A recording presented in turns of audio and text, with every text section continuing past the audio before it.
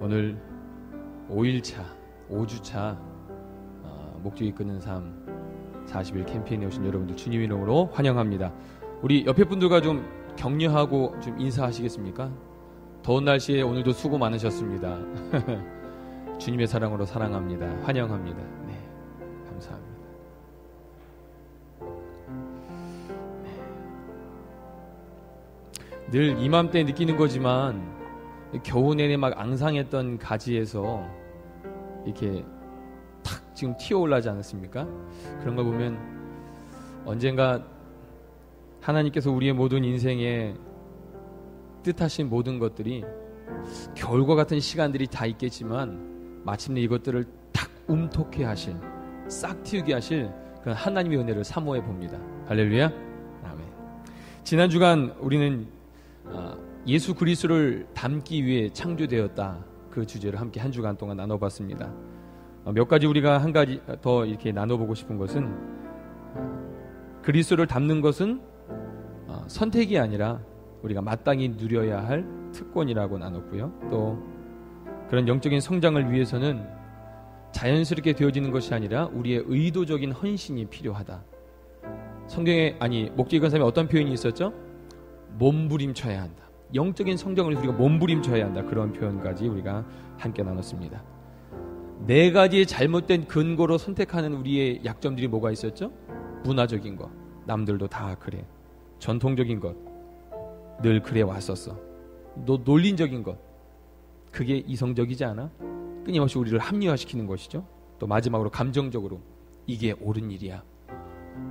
하나님 말씀이 최고 권위자로서의 우리 인생을 결정해야 되는데 우리가 이런 네 가지의 것들로 그릇된 길을 결정하거나 선택하는 경우가 있다. 근데 우리의 삶을 통해 그리스도를 닮아가기 위한 삶에서 가장 중요한 것은 최종 권위자가, 결정자가 문화도 아니고 감정도 아니고 환경도 아니고 하나님의 말씀이라는 것을 함께 우리가 나눴습니다.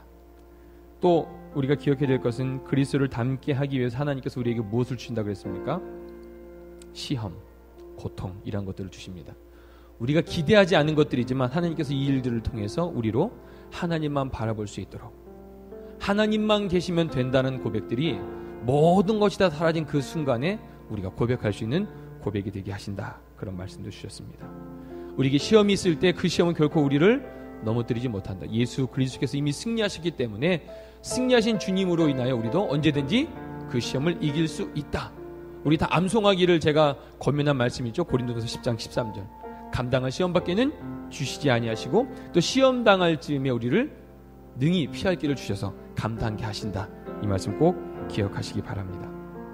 또 마지막으로는 우리의 눈과 우리의 생각이 집중해야 한다. 어디에 집중해야 합니까? 하나님께 집중해야 한다. 어디에 집중하느냐가 우리 인생을 만들어준다. 그 말씀 배웠고요. 그럼 오늘 맨 마지막, 내 시간표에 하나님을 끼워 맞추는 것이 아니라 하나님의 시간표에 우리를 맞춰가는 것, 이것이야말로 가장 아름답고 최선의 열매를 거둘 수 있는 방법이라고 우리가 이번 한 주간 동안 나눈 말씀들을 제가 요약했습니다. 한 주간 동안 이 말씀 들으면서 여러분 어떻게 결단하시고 실천해 보셨습니까? 날마다 이 말씀을 통해서 조금씩 하나님께 가까이 나아갈 수 있는 우리가 되길 주님 이름으로 축원합니다. 함께 기도하겠습니다. 오늘 5주차에는 하나님은 우리를 하나님을 섬기기 위해 지금의 모습으로 창조하셨다는 주제로 나눌 것입니다. 여러분 마음이 하나님 말씀을 받기에 준비되셨습니까? 특별히 목적 이끌는 삶에 그런 표현이 있었죠. 씨앗에는 문제가 없다. 씨앗을 받아들이는 밭의 상태에 따라서 열매가 결정된다. 그렇게 나왔습니다. 저는 오늘 여러분들 모두가 돌짝밭도 아니고 길가밭도 아니고 가시덤불밭도 아니길 원합니다. 하나님이 가장 풍성한 열매를 거둘 수 있는 옥토가 되길 원합니다. 함께 그렇게 소원하며 기도하겠습니다. 하나님, 주님께서 오늘 우리에게 어떠한 말씀의 씨앗을 뿌려주시든지 우리의 심령이 옥토밭같이 되게 하여 주셔서 30배, 60배, 100배의 결실들을 거두는 우리의 심령이 되게 하여 주시옵소서. 지금 우리의 마음과 우리 생각을 자리 잡고 있는 것들이 무엇입니까? 오직 주님께로만 집중하기 원합니다. 주님께로만 나아가기 원합니다. 성령 하나님의 시간에 주인 되어주시고 다스려 주시고 역사하여 주시고 특별히 40일 시간을 통하여 더욱더 예수 그리스도를 닮아가는 귀한 시간 되게 하여 주시옵소서. 오늘 이 저녁에도 성령께서 놀랍게 역사하여 주시옵소서. 함께 주여 한번 외치면서 간절히 기도하겠습니다. 주여, 성령 하나님, 이 시간 하나님만을 바라봅니다. 하나님께로만 집중하기 원합니다. 이 시간 나오기 전에 우리의 마음과 우리의 생각과 우리의 감정을 붙들었던 것들이 무엇입니까? 주님, 주님 앞에 이 모든 것들을 내려놓기 원합니다. 성령님의 시간인 주인 되시고 역사하여 주시고 다스려 주셔서 하나님 5주차 오늘 우리에게 주시는 말씀들을 우리 마음판에 잘 새길 수 있는 우리가 되기를 원합니다. 하나님, 주의 말씀이 그 말씀이 씨앗이 언제 어떻게 뿌려지든 우리 마음밭이 돌짝밭이 아니고 가시덤불밭이 아니고 길가밭이 아니라 옥토밭이 되어주셔서 하나님 우리의 심령을 변화시켜 주시고 우리의 마음의 문을 열어주시고 우리의 귀를 열어주시사 하나님이 무슨 씨앗을 심으시든지 30배 100배의 결실들을 얻어 하나님 앞에 영광 덮여드릴 수 있는 우리 되기를 원합니다. 하나님 특별히 46기간 동안에 이 귀한 목주기간 40일을 함께 하심에 감사합니다. 주님, 이 시간들을 통하여 더욱더 주님 닮아가고 더욱더 하나님의 성품에 참여하며 더욱더 하나님의 기쁨이 되고 더욱더 하나님의 마음을 기쁘시게 하는 주님의 얼굴에 미소 짓게 하는 우리 될 수 있도록 주님 역사하여 주옵소서. 오늘 시간 하나님만을 바라봅니다. 우리의 마음과 생각과 온 뜻을 다하여 하나님께로만 집중하기 원합니다. 나로 넘어지게 하고 나로 힘들게 하고 나로 어렵게 하는 그 모든 환경과 상황과 우리의 감정에 집중하는 것이 아니라 주의 말씀에 장념케 하여 주시옵소서. 성령 하나님의 인도하심에 따르게 하여 주시옵소서. 우리의 마음의 문을 엽니다. 주여 성령이여 임하여 주시고 다스려 주시고 통치하여 주시옵소서. 역사하여 주시옵소서. 주의 진리의 말씀으로 새롭게 하여 주시고 성령 하나님의 그 도우신 은혜로 하나님께로 더 가까이 나아가시는 우리 모든 믿음의 백성 될 수 있도록 주님 역사하여 주시옵소서.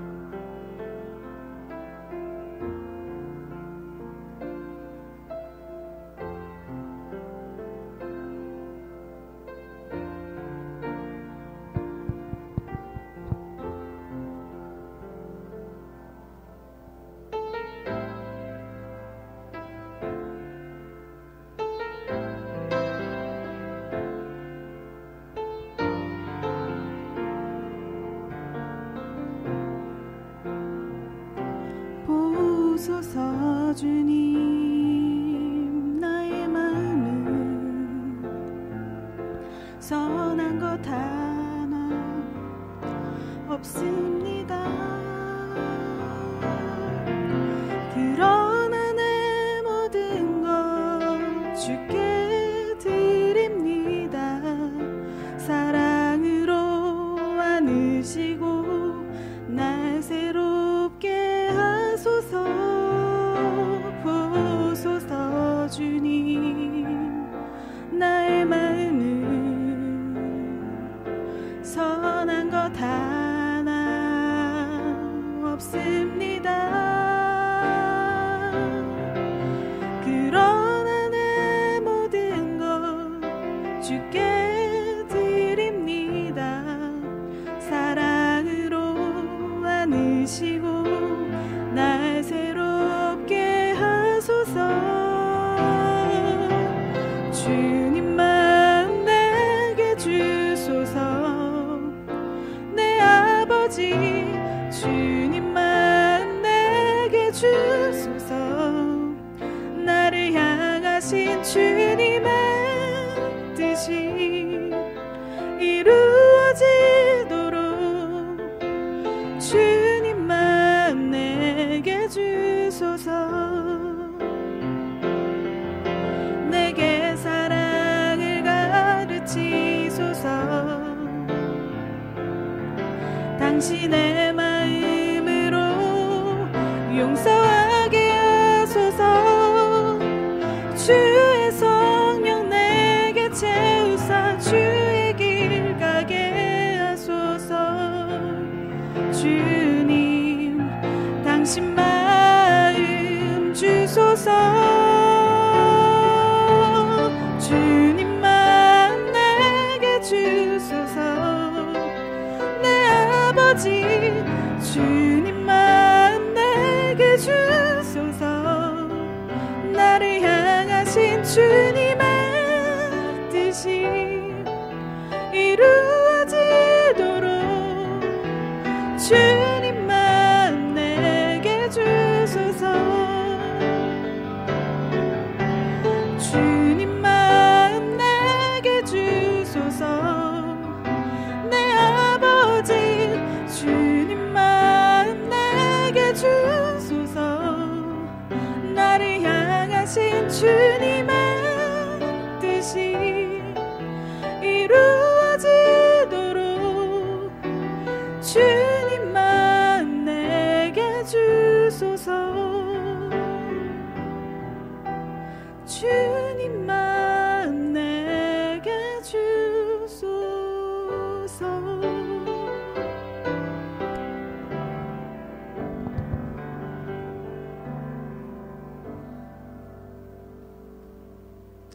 우리 격려의 박수 겸 하나님께 영광의 박수를 드리겠습니다. 감사합니다. 저는 잘 모르는데 임신하면 숨쉬기가 곤란하다고 하더라고요. 그렇죠. 아시죠, 여러분? 네, 오늘 너무 감사합니다. 제가 사실 부탁드리기 조금 죄송했는데 그래도 목소리가 너무 예쁘잖아요. 그렇죠? 그냥 네, 썩히기 아까워서 함께 여러분과 은혜를 함께 나눴습니다. 자, 오늘 5번째입니다. 우리는 하나님을 섬기기 위해 지금의 모습으로 창조되었습니다. 우리 함께 에베소서 2장 10절 말씀 다 같이 한번 읽겠습니다. 다 같이 한 목소리로 봉독합니다. 시작. 우리는 그의 만드신 바라 그리스도 예수 안에서 선한 일을 위하여 지으심을 받은 자니 이 일은 하나님이 전에 예비하사 우리로 그 가운데서 행하게 하려 하심이니라. 아멘. 자, 오늘 이 말씀 가운데 제일 중요한 단어가 있다면 예수 안에서 선한 일을 위하여 지으심을 받았다라는 것입니다. 선한 일. 자, 선한 일이라는 표현은 결국 어떤 표현이라면 나 개인적인 일이 아니라는 것이죠. 하나님께서 뜻하시고 원하시는 그러한 일들을 가리켜 선한 일이라고 표현하는 것입니다. 우리를 지으시고 만드신 목적이 나 개인의 삶을 영위하기 위한, 내 삶이 편하고 즐겁고 넉넉하고 풍족한 삶을 위해서 우리를 창조하신 것이 아니라 하나님은 우리를 하나님의 그 선하신 일을 감당하도록, 그 일에 참여하도록 우리를 만드셨다는 것입니다. 그것이 바로 오늘 에베소서 2장 10절의 가장 중요한 말씀입니다. 오늘날 우리 인생에서 필요한 것은, 오늘 새벽에도 잠깐 그 말씀을 나눴지만 속도계가 아니라 나침반인 것 같습니다. 정신없이 살아가고 바쁘게 살아가고 아침에 눈 뜨면, 눈 감으면 하루가 어떻게 가는지 훅훅훅 감도 잡을 수 없을 정도로 지나가는 이런 시대 가운데 살고 있는데, 더 빨라야 좋은 것으로 인식하는 오늘 우리의 세대 가운데 특별히 목적이 있는 삶을 통해서 오늘 우리에게 있어서 진정으로 필요한 것은 얼마만큼 빨리 가느냐라기보다는, 어떻게 빨리 갈 수 있느냐라기보다는 어떠한 방향이 제대로 가는 것인지, 어떤 방향으로 가는 것이 내 삶에 하나님 기쁨이 되는 것인지를 발견하는 것이 우리에게 더 소중하고 귀한 줄로 믿습니다. 우리는 섬기기 위해 구원을 받았고 또 섬길 수 있는 선물을 받았고 뿐만 아니라 그래서 섬기도록 지으심받은 존재다. 이것이 5주차 5번째 우리를 향하신 하나님의 목적입니다. 자, 하나님께서 우리로 하여금 그런 선한 일들을 감당하게 하기 위해서, 하나님을 섬기게 하기 위해서 우리에게 이미 주신 것들이 있습니다. 하나님이 그냥 아무것도 주지 않고 해봐 이렇게 말하는 것이 아닙니다. 그 군대 가면은 옛날 아주 직구준 고참들이 그랬습니다. 1,000원 주면서 야, 이병옥 일로 와봐. 1,000원 있으니까 저 PX 좀 갔다 와. 예, 알겠습니다. 1,000원 가지고 담배 한 보로하고 초코파이 한 상자하고 닭발 좀 사와. 얼추 봐도 돈이 얼마 들까요? 10,000원이 넘죠. 근데 그 남은 돈 너 가져. 그렇게 아주 쿨하게 말하는 사람들이 있었습니다. 그리고 안 사오면은 이거 봐라, 말 안 듣네, 뭐 이렇게 말하는. 여러분, 하나님이 우리에게 그러실까요? 야, 이병옥 너 이거 했는데 저한테 없는 걸, 할 수 없는 걸 저한테 요구하시는 분이 아니라는 것이죠. 하나님은 우리에게 어떤 일을 맡기실 때 그 일들을 감당할 수 있을 만한 그런 능력들, 그런 은혜들을 우리에게 이미 허락하여 주신 것입니다. 그게 이번 주 한 주간 동안 계속 나눠야 될 말씀인데 특별히 그것을 5가지로 나눕니다. 다음 페이지 보여주세요. 자, 먼저 이 베드로전서 4장 10절 말씀 함께 읽겠습니다. 시작. 각각 은사를 받은 대로 하나님의 각양 은혜를 맡은 선한 청지기 같이 서로 봉사하라. 자, 이런 5가지를 통해서 우리에게 서로에게 봉사하라고 말씀하십니다. 자, 다음 페이지 보여주세요. 자, 이 5가지가 바로 이것입니다. 한번 읽어볼까요? 1번 시작. 영적 은사. 2번 마음. 3번 능력. 4번 성격. 5번 경험. 이것이 하나님의 선한 일을 하기 위해서 하나님이 우리에게 이미 먼저 주신 것들입니다. 우리로 이것들을 감당할 수 있도록 주신 것이 바로 이 5가지입니다. 자, 이 영어로 이니셜을 따라 쭉 해보니까 쉐이프란 단어가 나오죠. 쉐이프란 단어를 제가 좀 사전적 의미를 좀 정확하게 찾아보니까 명사로는 외형, 틀, 모양 그런 걸 뜻하고요. 타동사로서 형체를 이루다. 공교롭게도 결국 하나님께서 우리를 창조하시고 만들어서 갖추어진 형상, 그것이 이 5가지에 다 들어가는, 아주 리고니 목사님 그런 아이디어를 잘 만든 것 같습니다. 그래서 제가 이제 이후에는 쉐이프란 단어로 함께 이 5가지를 통칭해서 설명하겠습니다. 자, 첫 번째 하나님께서 우리에게 주신 것들 영적 은사입니다. 여러분, 영적 은사 아까 영어로 기억나십니까? 스피리추얼 기프트입니다. 그럼 결국 선물이라는 말은 우리가 뭘 노력해서 우리가 뭐 어떤 것을 연마해서 되는 것들이 아닌 것입니다. 영적인 은사, 즉 은사는 하나님이 우리에게 그냥 주신 것입니다. 뭐가 갖출만 하고 뭐가 능력이 있고 어떤 자질이 돼서라기보다는 그냥 우리에게 주신 것이기 때문에 그것을 가리켜 스피리추얼 기프트라 하는 것입니다. 선물로 주신 것입니다. 우리의 능력이나 우리의 무슨 자격 조건에 의해서 주신 것이 아니라 하나님이 우리에게 그냥 주신 것입니다. 아까 읽은 베드로전서 4장 10절에 있는 말씀처럼 그렇기 때문에 하나님으로부터 선물로 받은 것이기 때문에 거기는 목적이 있다는 것이죠. 어떤 목적이요? 다른 사람들을 섬기기 위해, 다른 사람들을 돕기 위해, 교회 공동체에게 도움이 되기 위해, 그로 말미암아 하나님의 기쁨이 우리 가운데 충만하게 하도록 우리에게 그런 영적인 선물들을 우리에게 주신 것입니다. 영적인 선물들은 무엇이 있을까요? 자, 성경에 보면은 지혜, 지식, 믿음, 병고침, 능력 행함, 예언, 영분별, 방언, 방언 통역, 뭐 이런 것들이 있습니다. 자, 이런 것들을 통해서 나는 이런 은사를 받았어. 기도할 때 방언으로 와 하고, 난 예언의 은사를 받았어. 당신 내가 좀 기도해 봤더니 좀 요새는 좀 제대로 안 사는 것 같아. 이런 그것을 통해 나를 드러내고 내가 무슨 그런 자격 조건이 되고 구비되어서 나만이 누릴 수 있는 어떤 것이라고 여기는 그것은 잘못된 모습이라면, 성경적인 하나님께서 영적인 은사를 우리에게 주시는 것은 공동체를 섬기고 각각 다른 사람들을 돕기 위해서 지혜와 지식과 믿음과 영분별과 능력 행함과 방언과 통변과 병 고치는 은사, 이 모든 것들을 우리에게 각자에게 허락하여 주셨다는 것입니다. 이것이 영적 은사입니다. 하나님은 우리를 통하여 이 일들을, 영적 은사를 통하여 서로를 돕기를 원하십니다. 자, 두 번째입니다. 마음입니다. 마음은 이런 것입니다. 다른 사람은 그냥 흔히 지나칠 수 있는데 내 마음은 계속 마음에 남는 것들, 그냥 지나쳐지지 않는 것들이 있습니다. 그것이 다른 말로 말하면 열정이라는 말로도 바꿀 수 있고, 다른 말로 말하면 그것을 부르심이라고도 표현할 수 있을 것입니다. 하나님이 우리 각자에게 그런 마음들을 주셨습니다. 그리고 그 마음들을 통하여 그 일들을 더 관심을 갖고 더 힘을 쓰고 더 노력하도록 하게 하신 것입니다. 이것이 마음인 것입니다. 어떤 사람들은 무엇이 고장나 있으면 그래서 그냥 가만 있는 걸 못 봐요. 우리 김윤권 집사님, 여러분 신교실에 가시면 마이크 있는 거 아십니까? 마이크하고 그 오디오, 김윤권 집사님이 갖다 놓으신 거예요. 계속 지직 소리 나고 소리가 안 나고 하니까 한번 일하시는 곳에서 누가 이렇게 내놨대요. 근데 교회가 생각나서 그거 놔주라고 그래서 가져오신 거예요. 꼈는데 마이크하고 잭이 안 맞는 거예요. 그래서 고민하시더니 다시 가져가시고 그 다음 주 토요일 다시 아침 일찍 오셔가지고 이거 새로 가져왔다고 한번 껴보자고. 그거 끼고 나서 하신 말이 무슨 말씀이셨어요? 아이고 속이 시원하네. 뭔가 거기에 부르심이 있는 것입니다. 혹시 여러분 중에 그런 마음이 있으셨는 분도 있을지 모르겠습니다. 다만 우리 김용걸 집사님은 그것이 계속 마음이 쓰이는 거예요.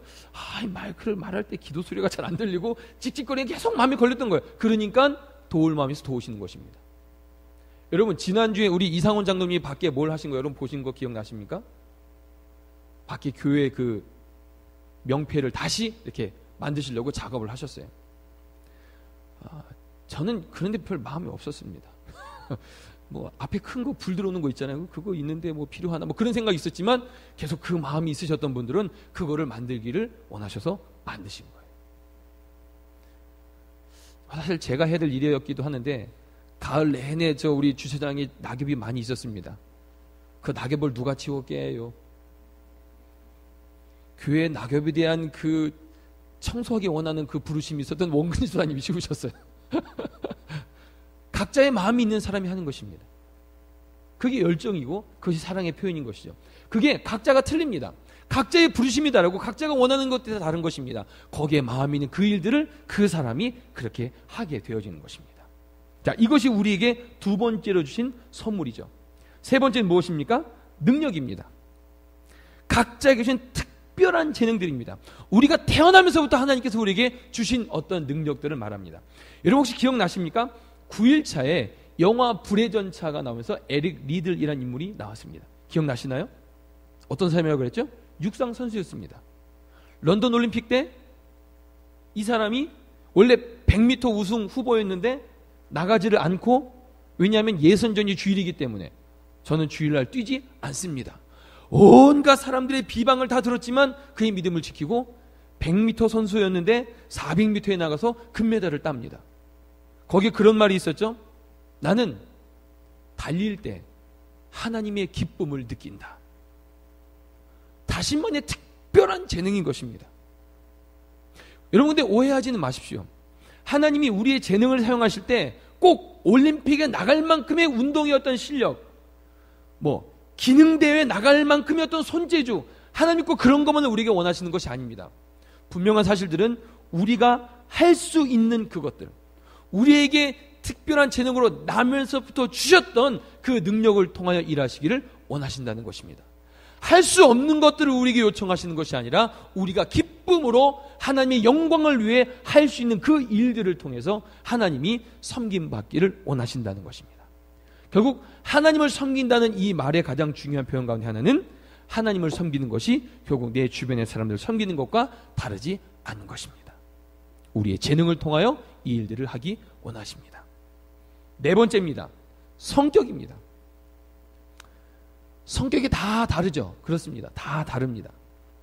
하나님은 하나님이 사용하셨던 믿음의 사람들을 성경을 통해 곰곰이 살펴보면 각기의 다양한 성격을 가지고 있음을 봅니다. 특별히 성격을 유형을 검사하는 여러 가지 그 조사 방법이 있는데, 뭐 MBTI라는 것은 성격을 16가지로 구분하고, 또 간단하게 기질 검사라는 게 있는데 이건 4가지로 구분합니다. 자, 4가지로 그 성격을 구분하는 그 기질 검사를 통해서 성경의 인물들을 보면은 베드로 같은 경우는 다혈질이었습니다. 다혈질이란 말은 어떻게 표현할 수 있냐면 웅변가, 외향적, 낙천적, 이런 사람이 다혈질입니다. 뭔가 어떤 일을 주도해 가고 어떤 부음업을 시키고 합시다 하고 행동을 앞장서서 어떤 일들을 해나가는 사람. 또 뭐 단적인 예가 욱하는 거죠. 좋은 것으로 욱하면 어떤 일을 만들어내는데 나쁜 일로 욱하면 사고를 치죠. 아무튼 그게 베드로였습니다. 그런 다혈질적인 모습도 하나님께서 사용하셨고, 또 바울은 어떻습니까? 바울은 담즙질이라고 말합니다. 행동가였고요, 외향적이고 역시 낙천가였습니다. 사도 바울을 통해서 결국 이 1차, 2차, 3차, 4차 전도행으로 말미암아 교회가 세워지게 된 것입니다. 만약에 예레미야는 가리켜 어떻게 그 기질을 나누냐면, 예레미야는 우울질이라고 말합니다. 우울질. 우울질은 사색가, 또 내성적, 비관적 이렇게 표현하는데, 만약에 사도 바울이 이런 우울질적인 성격을 가지고 있었다면 막 감옥에 가서도 찬양하고, 뭐 배를 파선을 당하는데 5번 됐고 39대 되는 매를 뭐 5번이나 맞고, 그런 것들을 어떻게 겪겠어요? 그 기질이 그거를 감당할 수 없었을 것입니다. 근데 사도 바울이니까 하나님께서 그에게 주시는 어떤 성품이 그러하기 때문에 또 그런 일을 감당할 수 있었고, 예레미야 같은 경우는 정말 크고 놀라운 일들을 하나님의 역사하심을 딱 이룬 다음에 주님 못 살겠습니다. 그런 어떤 연약함들이 있었던 사람이었던 것입니다. 또 엘리야 역시 그렇죠. 근데 하나님은 각기의 어떤 성격을 가지고 있는 사람들을 가리켜 어떤 모두가 다 지도자인 사람, 이런 사람들만을 사용하신 것이 아니라는 사실을 여러분 주목하셔야 됩니다. 저는 소극적이라서요, 다른 사람들 앞에 나가서 이야기가 참 부끄럽고 좀 어색해요. 여러분, 그런 사람도 사용하시는 것입니다. 그런 사람도 앞장서서 어떤 일을 해나간 사람, 그런 사람들을 통해서 사용하시고요, 말하지 않고 그냥 묵묵하게 그냥 자기 일만 이렇게 성실한 그런 사람들을 통해서도 하나님의 일들을 이루시는 것입니다. 저는 단기 선교를 여러 번 다니면서 참 그런 것들을 통해 많이 경험했습니다. 단기 선교 한 팀이 많게는 뭐 수명 안팎이고 적게는 뭐 7명, 6명 이렇게 됩니다. 그럼 각각 역할을 막 부여해줘요. 어떤 사람은 뭐 의료에 대한 거, 어떤 사람은 기록하는 거, 어떤 사람은 회계, 어떤 사람은 찬양인도, 어떤 사람은 중보기도, 각각 역할을 주는 것입니다. 그러면 정말 놀랍고도 감사하게도 그 현지에 나가면 그 역할을 그가 가장 잘하게 되고, 그 역할을 그가 함으로 말미암아 모두에게 유익이 되는 것들을 너무 많이 경험하게 된 것입니다. 사단이 어떻게 공격하냐면 그 사람을 공격해서 그 역할들을 감당할 수 없게 만들어요. 문제는 그 역할을 감당할 수 없으니까 다른 모든 사람들이 각각 역할들을 다 해도 함께 어려짐을 경험하는 것입니다. 여러분, 이게 놀랍습니다. 여러분 각자에게 주신 성품, 그 캐릭터, 그 성품을 통해서 하나님이 일하십니다. 꼼꼼한 사람은 꼼꼼한 것을 일하게 하신 것입니다. 내향적인 사람들은 내향적으로 서로 감싸고 관계 중심의 것들을 통하여 일하시는 것입니다. 외향적이고 앞서 나가는 사람들은 그런 것들을 통하여 일하시는 것입니다. 누가 좋다, 누가 나쁘다가 아니라 어떤 성품을 가졌냐, 그리고 그 성품을 위해 하나님을 어떻게 일하느냐, 여러분 이것이 더욱더 중요하고 필요하다는 것입니다. 하나님은 다양한 성격을 통하여 우리 가운데 일하시는 것입니다. 다섯 번째입니다. 경험입니다. 경험이란 말을 우리가 가장 일반적으로 이해하기 쉽고 해석하기 쉬운 것은 우리의 직업과 관계된 일들일 것입니다. 흔히들 이제 뭐 큰 교회 가보면 그런 것도 있죠. 법조계에 일하는 사람들이 성도들을 향해서 법률 자문을 해주는 팀들이 있고요. 또 의료계에 종사하시는 분들은 의료계 일들을 하십니다. 건축에 종사하는 분들은 건축에 종사하는 분들이 있습니다. 여러분 헤비타트 운동 아십니까? 큰 교회에 이제 그런 건축에 종사하는 분들이 함께 의기투합해서 헤비타트 운동에 중심적으로 가서 그 일들을 도와주는 거예요. 헤비타트 운동이 집 만들어주는 운동이지 않습니까? 그 카트리나로 그 수해로 다 무너진 거기에 그 교회에서 그 건축 일을 하는 사람들이 함께 모여서 그 일들을 하는 것입니다. 또 IT에 의료 시설이 부족할 때 의료 선교진들을 파송하는 것입니다. 여러분 가장 좋고 가장 일반적인 것들은 우리가 경험하는, 즉 우리의 일상을 통해 직업을 통해서 우리가 갖고 있는 그런 전문적인 기술과 방법들을 통해서 다른 사람을 돕기 원하시는 것입니다. 하나님을 섬기는 것입니다. 여러분 근데 경험이라는 그 표현이 단지 여기에만 국한되진 않습니다. 우리가 삶에 원하든 원치 않던 경험했던 아픔, 고통, 슬픔, 이 모든 경험들도 하나님께서 하나님의 공동체를 위하여 사용하신다는 것입니다. 여러분 이것이 놀랍고 더욱 귀합니다. 어쩌면 어떤 특별한 전문 직종을 가진 사람만이 그 경험을 활용할 수 있는 것이라고 우리가 느낄 수 있지만, 저는 그 사랑의 교회에 가서 이제 여러 가지 얘기를 들으면서 사랑의 교회는 특별히 그 노총각, 노처녀가 많이 있습니다. 굉장히 많습니다. 한국 사회가 그 전문 직종이 많아지면서부터 내가 전문의의 어떤 커리어를 많이 쌓아야겠다. 그것 때문에 결혼이 계속 젊은 세대 가운데 미뤄지는 거예요. 적당한 사람을 못 만나는 이유도 있겠지만 결혼이 삶의 어떤 그런 중심된 관심사에서 점점 뒤처지고, 참 전문 직종이고 참 어떤 다른 배경 너무나 훌륭한데 결혼하지 못하는 싱글들이 있습니다. 올드 싱글들. 여기에 특별한 부르심을 받은 사람들이 이 사역을 감당하고 있더라고요. 결혼하지 않는 교육자가 하더라고요. 그러니까 그게 공감이 되는 것입니다. 그 사역을 너무나 잘하는 것이에요. 결혼하고 막 애가 있고 이렇게 이런 사람들이 그 사역을 감당하는 게 아니라 그 사역을 그렇게 하는 거예요. 호스피스 사역을 누가 제일 잘하는 줄 아십니까? 남편을 암으로 먼저 주님 품에 보낸 그분들이 정말 사역을 잘해요. 그 아픔을 다 아는 것입니다.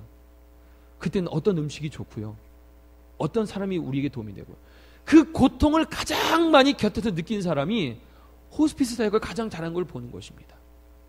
여러분, 헨리 나우엔이 책을 썼죠. 상처 입은 치유자. 그 내용의 골자가 그것입니다.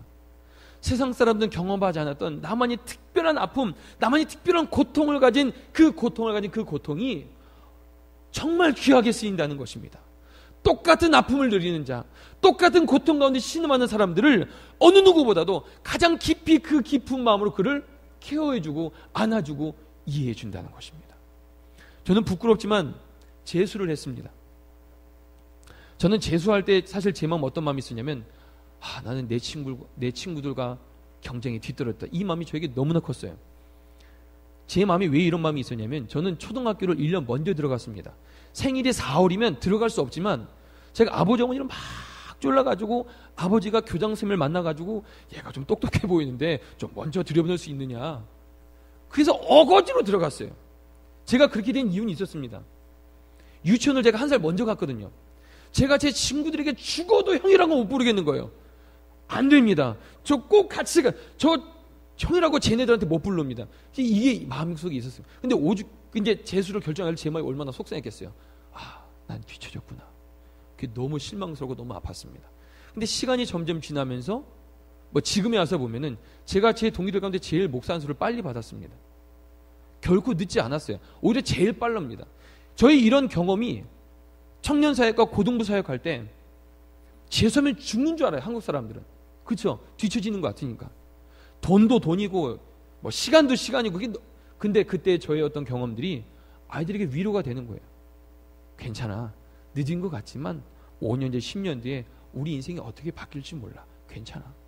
또 재수한 아이들 봄 되면 되게 힘들거든요. 애들 대학에서 축제한다고 어쩌고 저쩌고 할 때 학원 가야 되니까 그 마음이 확 싱숭해서, 그럼 애들 불러오는 거야. 야, 나와. 맛있는 거 사줄게.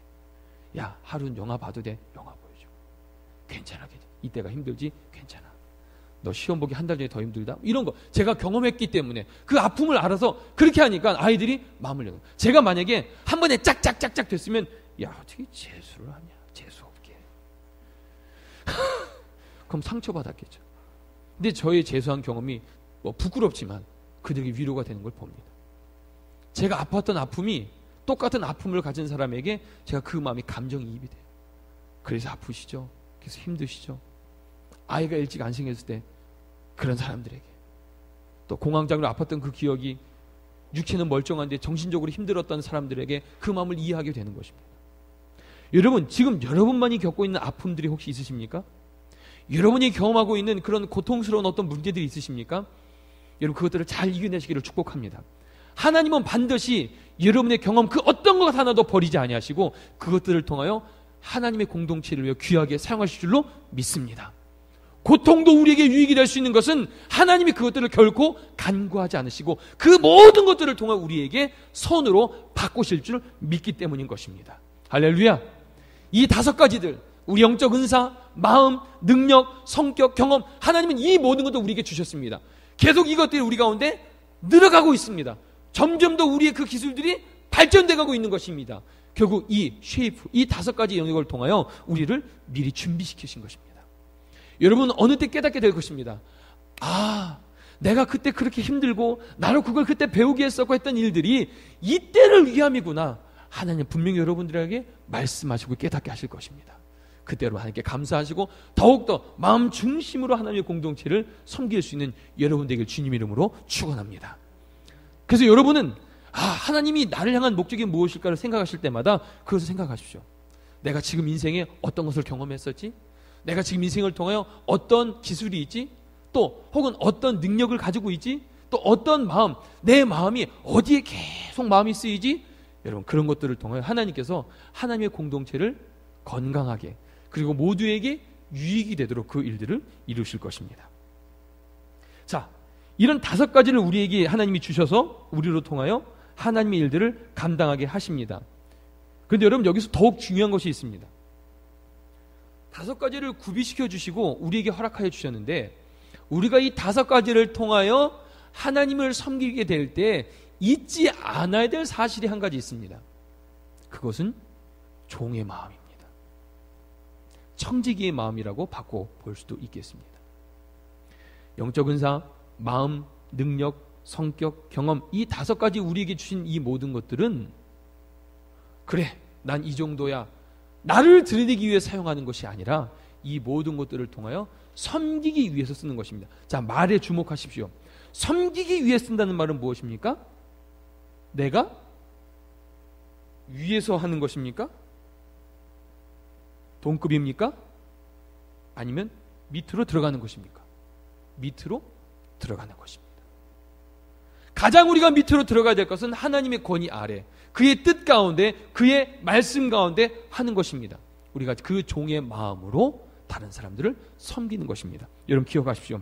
종의 마음이 없이는 우리 자신의 유익을 위해 다른 사람의 필요를 돌아보지 않으려는 유혹을 받게 될 수도 있습니다. 내가 지금 열심히 노력해서 이렇게 누렸는데 이거 내 거지. 난 이거에서 난 좀 편하게 살아야 돼. 난 좀 누릴만해. 우리가 종의 마음을 잃어버리는 그 순간에 우리는 그 모든 하나님께서 주신 모든 것들을 나를 통하여 사용하기 쉽게 되어진다는 사실들을 여러분 기억하시길 바랍니다. 우리가 이번 주간에서 계속 나눠야 될 것은 하나님을 바르게 섬기기 위해서 자신을 내어줌, 다른 이들의 필요를 돌봄, 최선을 다함, 모든 일에 한결같이 헌신, 낮은 자세를 유지, 다른 사람을 더 많이 생각함, 청지기의 마음을 갖기, 비교와 비판하지 않기, 이 모든 것들을 우리가 이번 한 주간 동안 매일매일 시간을 통하여 나누게 될 것입니다. 여러분, 그래서 그런 마음을 품고서 어떻게 하나님을 섬길 것인가에 대한 구체적인 결단과 열매가 이번 한 주간 여러분의 삶 속에 있기를 주님 이름으로 축원합니다. 자, 이 시간 여러분과 특별하게 좀 나누기를 원하는 것이 있습니다. 자, 그러면 이 5가지를 우리에게 주셨는데, 이 5가지를 통해 하나님을 섬기게 될 때 그 섬김을 막는 장애물들이 있다는 사실들을 우리가 기억하기를 원합니다. 이미 우리에게 섬길 수 있을 만한 충분한 조건들을 만들어 주셨음에도 불구하고 우리가 언제 섬기는 것을 못하게 되는가, 언제 멈추게 되는가, 우리 함께 나눠보겠습니다. 첫 번째입니다. 자기 중심적인 마음입니다. 우리 빌립보서 2장 4절 말씀 보겠습니다. 빌립보서 2장 4절 다시 한번 읽겠습니다. 시작. 각각 자기 일을 돌아볼 뿐더러 또한 각각 다른 사람의 일을 돌아보아 나의 기쁨을 충만케 하라. 여러분, 이 말씀을 잘 보십시오. 각각 다른 사람들의 일을 돌아보아, 그렇게 표현되어 있습니다. 결국 자기중심적인 마음으로 시작되는 것이 아니라는 것입니다. 다른 사람들에게 관심을 갖는 것입니다. 우리의 초점과 관심이, 우리의 시선이 나로 집중하고 나를 보는 것이 아니라 다른 사람들을 향하여 다른 사람들에게 있다는 사실들을 여러분 기억하셔야 되는 것입니다. 누군가 여러분의 도움을 필요로 할 때 그것은 하나님께서 여러분에게 섬김의 기회를 주신 것인 줄 여러분 믿으시길 바랍니다. 누군가 나의 도움이 필요하다, 그 도움의 손길을 벌리고 있다, 여러분 그것은 하나님이 여러분들에게 그 기회를 주신 것입니다. 결코 그 기회를 무시하거나 그냥 지나치지 마십시오. 하나님이 우리에게 주신 기회들을 우리가 잘 선용해야 되는 것입니다. 그러기 위해서는 나 중심의 모든 마음들을 버리는 것이 중요합니다. 자기중심적인 마음으로 그것이 잘 표현되는 것이 무엇이냐면 분주함입니다. 분주함은 무엇일까요? 나를 위해 이것도 하고 나를 위해 저것도 하고 이것도 필요하고 저것도 필요하니, 그게 분주함이에요. 그게 너무 내 삶에 분주하니까 어떤 결과를 초래합니까? 내 마음을 다른 사람에게 줄 여유가 없는 것입니다. 내 것도 너무 바쁘니까 남을 돌아볼 수가 없는 것입니다. 이런 분주함이 결코 우리에게 유익한 것이 아닌 것입니다. 어쩌면 하나님께서 우리에게 그렇게 말씀할지도 모르겠습니다. 주님이 오늘 제 삶에 누군가를 데려오기를 원하신다고요? 아니, 지금 제가 이렇게 바쁘고 해야 할 일이 이렇게 많은데 저 사람들 나이들을 가라고요? 지금 제가 이렇게 가치 있는 일, 이거 잠깐 하면 100불이 버는데 주님, 내가 이렇게 유익을 볼 수 있는 일들이 있는데 지금 저 사람을 위해서 그걸 하라고요? 저는 못합니다. 아닌 것입니다. 주님이 우리에게 어떠한 도전을 주시고 말씀하실 그때, 예 주님, 주님이 내게 그런 도울 길을 주셨다면 제가 그를 감당하겠습니다. 하겠습니다. 이것입니다. 내가 생각한 내 가치 어떤 일들보다도 주님이 나에게 어떤 기회를 주시고 감당하도록 명령하셨을 그때에 조금도 주저하지 않는 것입니다. 따라해 볼까요? 조금도 주저하지 않는 것이다. 여러분, 성경에 게으름은 죄라고 말합니다. 게으르다는 건 무엇이죠? 뒤로 미루는 것이 게으름이죠. 악하고 게으른 종아라고 말합니다. 엔드 접속사는 동격이에요.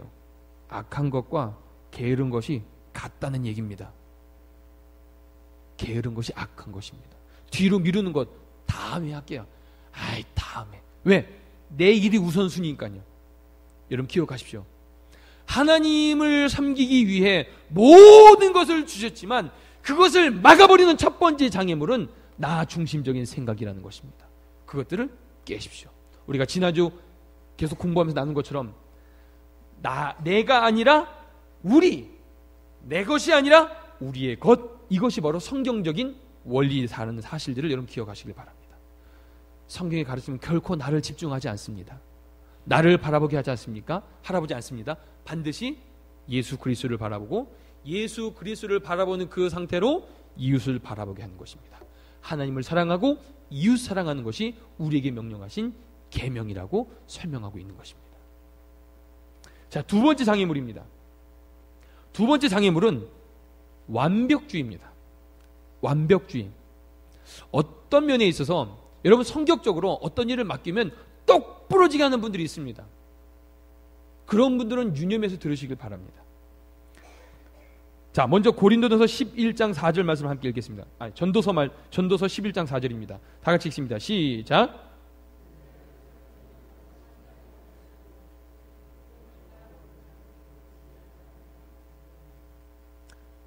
구름을 바라보는 자는 거두지 아니하리라.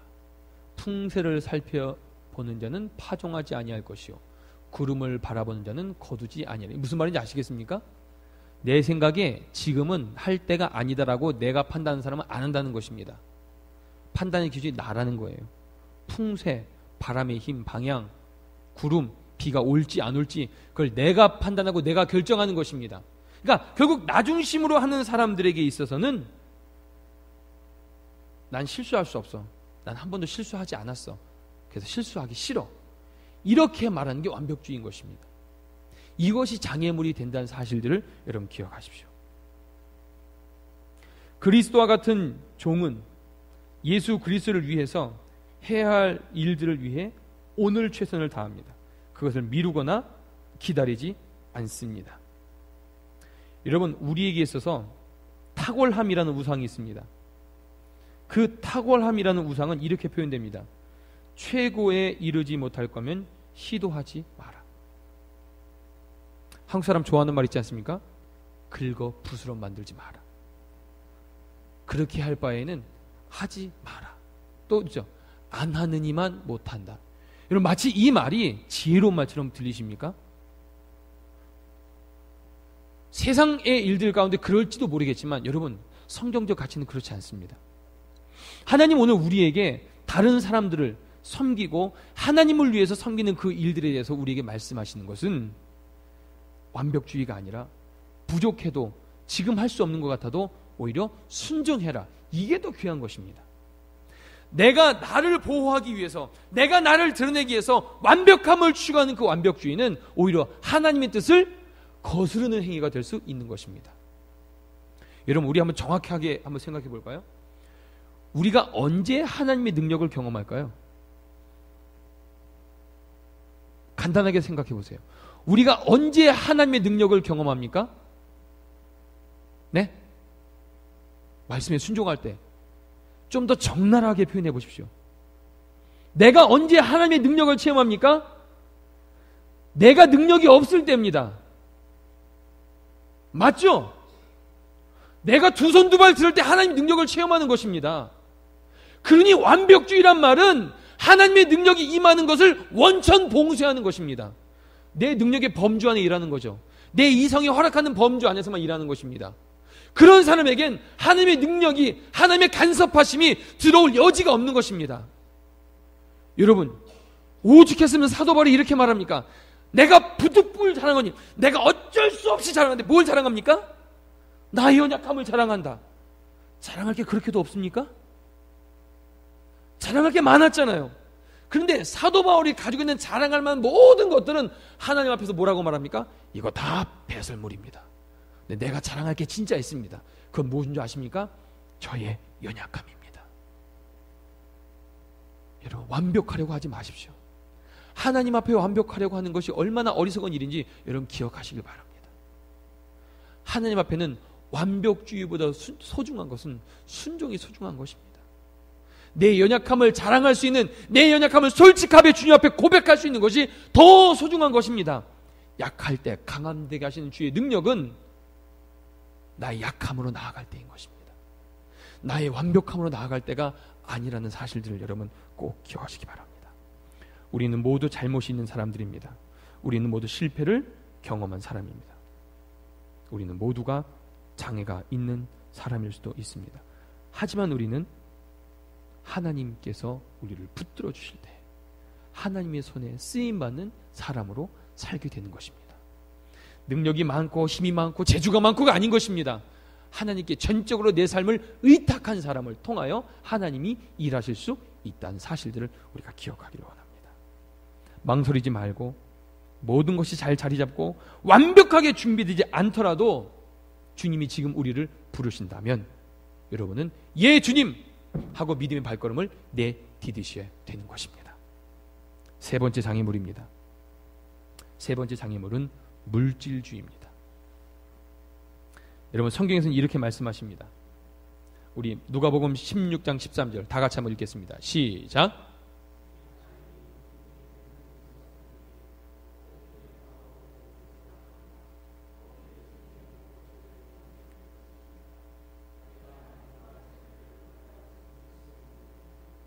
아멘.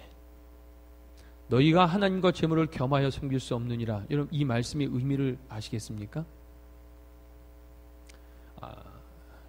저희 교회 예가 아니니까 제가 다시 이 예를 들겠습니다. 성전 건축에 대한 얘기를 하겠습니다. 성전 건축의 이슈로 교회가 갈라지는 교회가 꽤 많이 있습니다. 의견이 타협이 안 되는 것입니다. 자, 그 가운데는 어떤 두 가지 원리가 작용할까요? 현실적으로 돈이 없다는 원리와 믿음으로 해야 된다는 원리인 것입니다.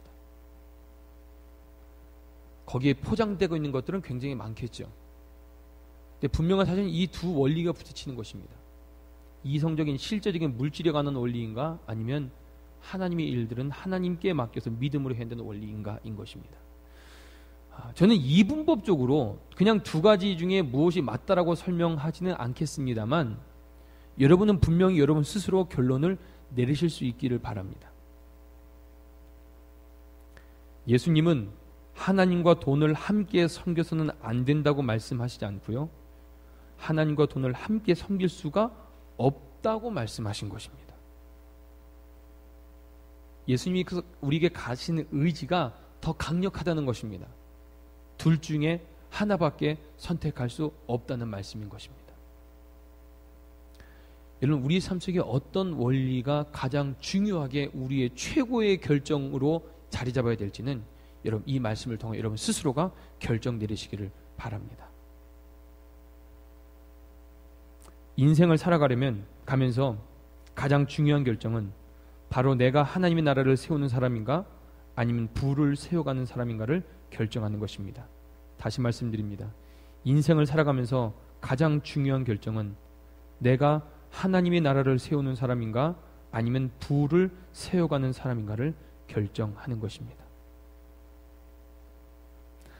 우리는 아주 모호하게 두 개를 섞어버리지만 결코 두 개는 섞이지 않습니다. 이거를 통해서 저걸 하겠지라고 우리는 합리화시키지만 사실 두 개는 같이 갈 수가 없는 것입니다. 이번 주에 제가 힐링 캠프라는 텔레비전 프로를 본 적이 있습니다. 여러분 기회가 되시면 여러분 자녀나 여러분 아는 사람들을 통해서 차인표 씨가 놓은 힐링 캠프를 꼭 보시기를 제가 권면합니다. 거기에 차인표라는 탤런트가 나왔고 차인표라는 탤런트가 함께 봉사하고 있는 컴패션이라는 단체가 나왔습니다. 세계 각국의 가난과 허덕이고 가난에 또 교육받지 못함에 불쌍한 아이들을 돕는 NGO 기관입니다. 컴패션이라는 기관이. 그 기관의 처음 시작은 6.25 전쟁 때 미국에 있던 어떤 한 사람을 통해서 한국에 있는 고아를 도우면서 만들어지게 그런 단체인 것입니다. 그러니까 한국과는 무관하지 않은 단체죠. 한국이 도움받았던 나라 중에 도움을 준 나라로 가장 먼저 회복된 나라라고 하더라고요. 자, 그런데 이 차인뷰 씨가 나올 때 자기가 멘토로 삼는 한 개척교회 목사님이 나왔습니다. 그 개척교회 목사님이 아이들을 후원하기 위해서 7명의 아이를 후원하기 위해서 결정한 방법이 있습니다. 구두닦기였어요. 구두닦기. 여러분 아시겠지만 성남의 상가 3층에 있는 그 교회에서 목회자 생계비도 빠듯할 것입니다. 우리가 이미 주지할 수 있는 것처럼 말이죠. 근데 7명의 아이를 후원하도록 이렇게 마음의 부담감이 있어서 기도했다는 것입니다. 하나님, 내가 지금 하나님 아시는 것처럼 그런 재정적 능력이 없는데 어떻게 하면 이 아이들을 도울 수 있겠습니까? 근데 하나님 그런 지혜를 줬다는 거예요. 군대에서 구두 닦는 거 잘 배우지 않았냐? 그래서 상가 1층에 구두 닦기 그 통을 마련해 놓고 구두 닦아 2,000원인데 구두 한 켤레 닦으면 이 모든 수익은 100% 어린아이를 돕는 데 쓰입니다. 그렇게 해서 아이들을 후원했다는 것입니다. 근데 이 목사님이 루게릭병이었어요. 루게릭. 근육이 마비되는 거 있죠. 그 병에 걸려서 어쨌든 힘이 될 때까지 닦았는데 닦을 수 없게 되자 사모님이 바톤 터치를 하셔서 사모님이 닦으셨어요. 수개월을. 그리고 그 여건이 다 되지 않자 구두를 닦았던 분들이 서로 간의 마음을 모아서 그분들이 이제 그 아이들을 후원하다는 그 얘기를 들었습니다. 차인표 씨가 그렇게 말하더라고요. 저는 하나님께서 많이 주셔서 있는 것 가운데 주는 사람입니다. 그 목사님은 없지만 진정한 사랑으로 그 사랑을 나누는 분입니다. 저는 그분과 비교해 볼 때 저는 쓰레기입니다. 그렇게 표현했어요. 뭐가 있어서 나눈 게 아니라는 아주 극명하고 명확한 이해가 될 수 있을 것 같습니다. 물질주의로는요, 우리의 만족함을 줄 수 없습니다. 여러분 어디에 하면 만족하시겠어요? 500만 불 집에 수영장도 있고 앞으로 낼 페이먼트 다 내고 은퇴자금 막 있고 6개월에 한 번씩 한국 왔다 갔다 하면서 건강검진하고 그러면 하실 수 있겠습니까? 애들 장가 다 시집장가 다 보내고 돈 들어갈 데가 하나도 없을 그때 하실 수 있겠어요? 그게 아니라는 것입니다. 그 마음으로 하는 것입니다. 그 마음으로 하겠다고 할 때 그런 지혜가 생기고 그런 능력이 생기고 함께 도울 수 있는 사람들이 모인다는 사실인 것입니다. 결코 오늘 이 말씀을 간과하지 마십시오. 너희가 하나님과 재물을 겸하여 섬길 수 없다. 우리의 섬김의 대상은 한 분만 되는 것입니다. 네 번째입니다. 하나님께 쓰임받는 것, 하나님을 섬기는 데 있어서 제일 장애가 되는 네 번째는 무엇이냐면 사람들을 비교하고 비판하는 것입니다. 자, 우리 로마서 14장 4절 말씀 다 같이 읽겠습니다. 시작.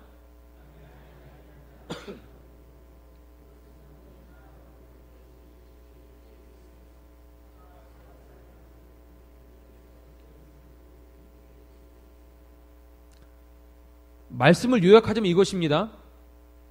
판단할 만한 역량이 너에게 있느냐? 너가 주인이냐? 그럴 수 없다. 판단하지 마라 라는 것입니다. 비판하지 마라는 것입니다.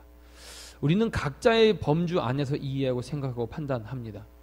내 생각에, 내 경험에 나는 중심이 나인 것이죠. 그래서 내 기준으로 생각하다 보니까 거기서 항상 문제가 발견되는 것입니다. 그래서 내 기준으로 비판하거나 내 기준으로 판단하게 될 그때로부터 관계가 어려워지고 불편하기 시작하게 되는 것입니다. 중요한 것은 우리의 의견이나 다른 사람의 의견이 아니라 하나님의 의견입니다. 아멘이십니까? 아멘이십니까? 내 의견이 중요하냐? 너 의견이 중요하냐가 아닌 것입니다. 하나님의 의견이 중요한 것입니다. 하나님의 의견이 중요하다고 생각하는 사람들은 비난할까요? 하지 않습니다. 그 뜻이 무엇인가를 더 알기 위해 기도하겠죠. 여러분, 이 잘못된 비교의식 때문에 패가 망신한 사람이 있습니다. 누굽니까? 성경에 어떤 인물이 소개되고 있죠? 사울왕입니다. 사울은 사실 다윗과 그런 범주로 다툴 만한 사람이 아니었습니다. 그는 이미 이스라엘 초대 왕이었습니다. 왕이 될 만했기에 사람들이 그렇게 한 것입니다. 그는 이미 왕이었고 다윗이 혁혁한 공을 세웠다 하더라도 그는 그냥 왕 밑에 있는 사람인 것입니다. 근데 사울은 계속 뭘 기억했습니까? 뭘 묵상했어요? 사람들이 뭐라 그래? 나는 천천히라 그러면서 그는 만만이라 그래? 나를 만만하게 봐? 그 잘못된 비교식 하나가 그 인생을 그렇게 만들어 보신 것입니다.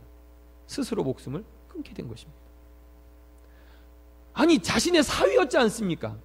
아니 그냥 최고의 군대장관 삼아서 이리 시키고 저리 시키고 자기 마음대로 부려먹으면 되는데 잘못된 그 비교식 하나가 결국 끝까지 다윗을 죽이려고 달려든 그 인생으로 얼마나 불쌍한 인생이 됐습니까? 얼마나. 여러분 기억하십시오. 다른 사람을 비판하고 비난하는 것 결코 우리의 영성에 결코 유익이 되지 않는 사실을 여러분 기억하시기 바랍니다. 여러분 성경에 나와 있습니다. 여러분이 무슨 말을 하고 싶거든 남에게 은혜를 끼치는 말이 아니면 절대로 그 누가 그런 말 하려고 그러면 말하지 마 라고 말씀하셔야 돼요. 왜? 내 귀가 더러워져요. 그래 너 말하는 건 좀 내 귀가 더러워져. 그렇게라도 하세요.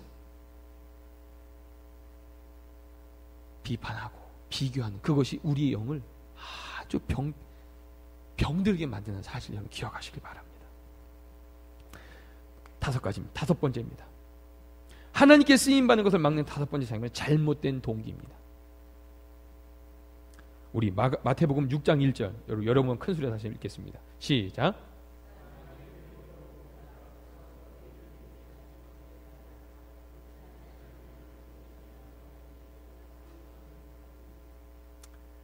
아까 하나님을 섬기는 것과 돈을 섬기는 것이 같이 갈 수 없다고 말씀드린 것처럼 또 한 가지 이런 비유가 있습니다. 자기가 높아지는 것과 내가 종되는 사실들은 같이 갈 수 없습니다. 이해되시죠? 내가 높아지는 것과 내가 종된다는 말은 같이 갈 수 없는 개념인 것입니다. 근데 우리가 여러분 많은 부분 교회에 헌신하고 봉사하는 분들이 내 의를 드러나기 위해서 하는 경우도 굉장히 많습니다. 너무 많습니다. 목적인 삶에 보면은 그 증거가 있답니다. 내가 나를 드러내려고 섬기는 것인지 하나님을 위해 섬기는 것인지 구별하는 방법이 뭐냐면 감사하는 마음이 계속 유지되느냐 유지되지 않느냐가 그 판별 기준이라는 것입니다. 내가 만약에 하나님을 위해서 하나님의 기쁨이 되기 위해 섬기는 사람들은 어떤 환경이 와도 인정을 해주든 하지 않든 그 일을 하는데 힘들든 힘이 들지 않든 감사함을 할 수 있는 것인데 내가 내 의를 드러내기 위해 하는 사람들은 아니 내가 이거 했는데 그래도 한마디 해줘야 되는 거 아니야? 아니 이 정도까지 했으면 좀 다른 사람 교체해줘서 좀 이렇게 해줘야 되는 거 아니야? 감사함이 사라지는 그 순간 우리는 그것이 잘못된 동기라는 것들을 깨달을 수 있다는 것입니다. 아멘이십니까? 여러분이 섬기는 어떤 일들 가운데 여러분 마음의 상태를 잘 점검해 보시길 바랍니다. 나는 어떠한 동기로 이 일들을 하고 있는가? 그 일을 함에 있어서 내 마음에 어떤 상태인가를 볼 때 우리는 그 동기가 어떤가를 우리가 분명하게 알 수 있게 되는 것입니다. 때때로 이렇게 말하기도 하죠. 하나님, 제가 이것을 봉사할 테니 저 부분에서 저를 돌봐주세요. 딜을 하죠. 하나님, 내가 성가대를 그래도 한 14년, 15년 했는데 이건 좀 돼야 되지 않겠습니까? 그런 것이죠. 하나님, 내가 교회 청소를 내가 맨날 같이 꾸준히 하는데 아니 이 정도는 좀 해주셔야 되는 거 아니냐고. 그것이 아니라는 것입니다. 우리의 동기는 우리를 구원해 주신 그 자체 하나만으로도 감사할 수 있는 감격으로 하는 것이야말로 바른 동기라고 성경은 말하고 있는 것입니다. 오늘 말씀 있는 것처럼 사람에게 보이려고 그들 앞에서 의를 행치 않도록 주의하라고 우리에게 경고하고 계신 것입니다. 차라리 외식하느니 어쩌면 그렇게 안 하는 것이 우리를 보호하는 방법이 될지도 모르겠습니다만 하나님께서 우리에게 궁극적으로 원하시는 성경의 모습들은 우리가 주님을 위해서 하는 것입니다. 잘못된 동기는 우리의 장애물이 된다는 사실들을 여러분 꼭 기억하시기를 바랍니다. 언젠간 우리가 하나님 앞에 서게 될 것입니다. 여기 예외가 있습니까? 예외가 없습니다. 저도 여러분도 하나님 앞에 서게 될 것입니다. 그때 하나님은 내가 너에게 준 달란트, 능력, 배경, 경험, 자녀, 교육, 가족들과의 경험, 이 모든 것으로 너를 축복했는데, 너에게 허락했는데 너는 그 쉐이프로, 그 5가지 영역으로 나를 위해 뭘 했니?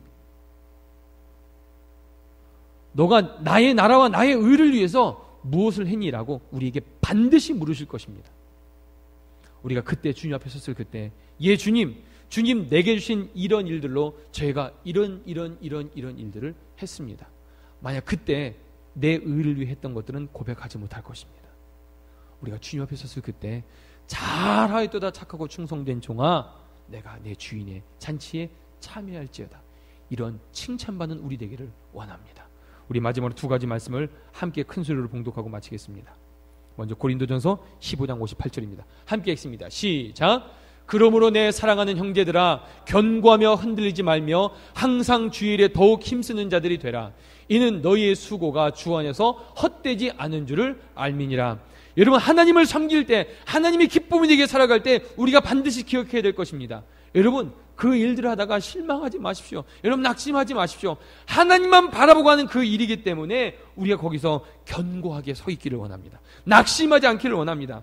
이것은 주 안에서 반드시 헛되지 않는다고 약속하시기 때문에 주님이 우리를 인정하시면 되는 것입니다.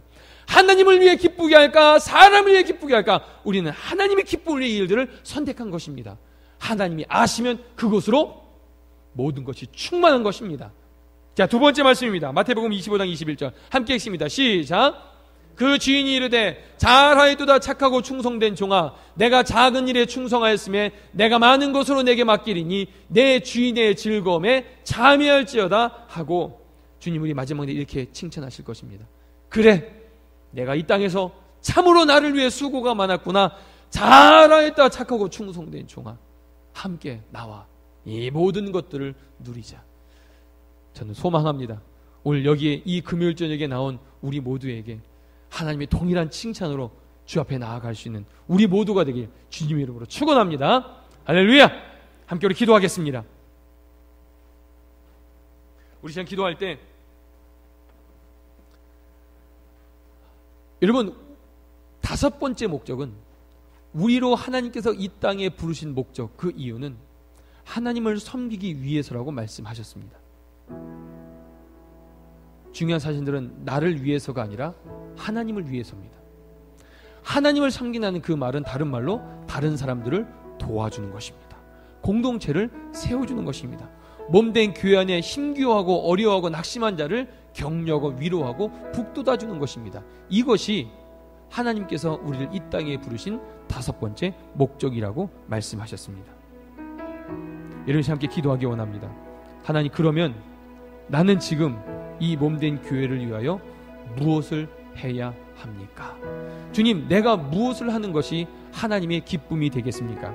하나님이 이미 나에게 5가지 영적 은사, 마음, 능력, 성격, 그리고 경험들로 나로 풍성하게 이미 섬길 수 있는 모든 것들을 허락하여 주셨는데, 주님, 내가 그럼 그것으로 어떻게 하나님을 위해 섬길 수 있겠습니까?